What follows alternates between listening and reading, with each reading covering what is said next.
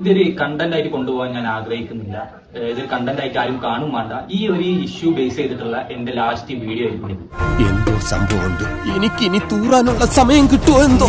അപ്പൊ മണവാള ലാസ്റ്റ് ഇട്ട വീഡിയോയിലുണ്ട് അവൻ പറഞ്ഞ ഡേറ്റ്, അവൻ പറഞ്ഞ സ്ഥലം, അവൻ പറഞ്ഞ ഏരിയ, അങ്ങനെയൊക്കെ പറഞ്ഞിട്ടുണ്ട്. അപ്പൊ ഇത് എന്താ സംഭവം എന്ന് വെച്ചാൽ ഇത് കുറെ പേര് എടുത്തിട്ട് വളച്ചൊടിച്ചിട്ട് പലതും ചെയ്തിട്ടുണ്ട്. ഫസ്റ്റ് ഓഫ് ഓൾ ഞാൻ അങ്ങനെ പറഞ്ഞിട്ടില്ല.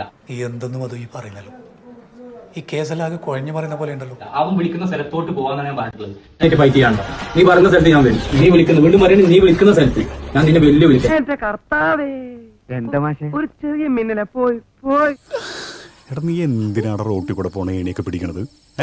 നാട്ടുകാരെ കൊണ്ട് പറയിപ്പിക്കാൻ വേണ്ടിട്ട്.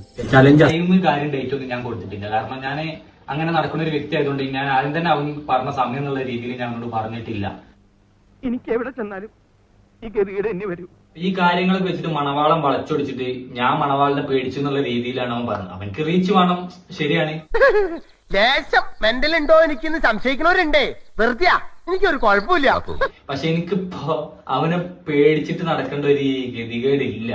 പിന്നെ പടച്ചവനെ തീവണ്ടിക്കാണല്ലോ തല വെച്ചത്. ഇനിയിപ്പോ നിങ്ങൾക്ക് കോഡ് റെക്കോർഡ് ചെക്ക് ചെയ്താലും അവന് യൂട്യൂബിൽ ഇട്ടിട്ടുണ്ട്. അതിൽ ഞാൻ പറഞ്ഞ ഡിസംബറിൽ ഞാൻ അവിടെ ഉണ്ടാവില്ല. അപ്പൊ ഞാൻ ഉണ്ടാവില്ല എന്ന് പറഞ്ഞ സമയത്താണ് അവൻ ഡേറ്റ് ഫിക്സ് ആക്കിയിട്ടുള്ളത്. എന്ത് ചെയ്യാനാടാ, ഞാൻ ഇങ്ങനൊരു ദുരന്തനായി പോയി. ഇങ്ങനെ ഫോൺ വിളിച്ചപ്പോ ആ കോളിൽ വേറെ കോൾ ചെയ്തപ്പോ സമയത്ത് ഞാൻ പറഞ്ഞിരുന്നു എന്റെ പാപ്പാക്കിന്റെ ഫാദറിന് ഇങ്ങനെ സർജറിയും കാര്യങ്ങളും ഉണ്ട്. അപ്പൊ നമുക്ക് എത്രയും പെട്ടെന്ന് നമുക്ക് നീട്ടാം. പിന്നെ ഇതിന്റെ ബാക്കിൽ എനിക്ക് നടക്കാൻ പറ്റൂല. അതൊന്നും എനിക്കറിയാൻ മേല. ഇങ്ങനെ എന്തെങ്കിലുമൊക്കെ പറയുമ്പോഴേ എന്റെ മനസ്സിനൊരു സന്തോഷം ഉണ്ടാവുള്ളൂ. ഞാൻ എന്റെ സന്തോഷം നോക്കിയാ പോരെ. അവനക്ക് വെച്ചാൽ ഒരു കറങ്ങണ കസാല ഇരുന്ന് സ്ട്രീമും ചെയ്താണ്ട് പൈസയും കാര്യങ്ങളും യൂട്യൂബിൽ നിൽക്കുന്നത്. എനിക്ക് അങ്ങനെയല്ല. എനിക്ക് എന്റെ ഫാമിലിയും കാര്യങ്ങളും എല്ലാം നോക്കണം. അതുകൊണ്ട് ഞാൻ അവനോട് ഒരു കഴിഞ്ഞ വീഡിയോയിൽ കറക്റ്റ് ആയിട്ട് ഞാൻ പറഞ്ഞതാണ്, നമുക്ക് ഇതിന് പെട്ടെന്ന് തല്ലി തീർക്കുക, ചൂടാറുന്നതിന് മുന്നേ തീർക്കുക. അങ്ങനെ പേടിച്ചു പോകുന്നവനൊന്നും അല്ല ഞാൻ. എന്നാലും വെറുതെ ചോദിക്കാം, ഈ കോയമ്പത്തൂർക്കുള്ള ബസ് പോയാലോ? ഇപ്പൊ എനിക്ക് പറ്റില്ല എന്നുള്ള സമയത്താണ് അവൻ ഇത് കുത്തി പൊക്കിയിട്ട് വീണ്ടും വന്നിട്ടുള്ളത്. അതൊക്കെ ഗോപാലകൃഷ്ണൻ ഒരു നമ്പറല്ലേ? ഇത് എന്റെ ഒരു നമ്പറാ. പോക്കിരുത്തം കളിക്കുന്നത് അതിൽ വേണ്ട തെണ്ടി. നീ വളച്ചൊടിക്കും, നീ വളച്ചൊടിക്കും. എനിക്ക് നിന്നോട് കൂടുതൽ സംസാരിക്കാൻ താല്പര്യമില്ല. എടോ തനിക്ക് നാണമില്ലേടോ? ഇല്ല.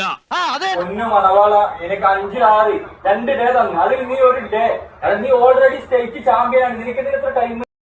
ഏത് സ്ഥാപനത്തിനും ചീത്തപ്പേരുണ്ടാക്കാൻ കച്ച കെട്ടി നടക്കുന്ന ചില ചെറ്റകളുണ്ടാവും. ഇവിടെയുണ്ട്. അതാ ഈ അവതാരം.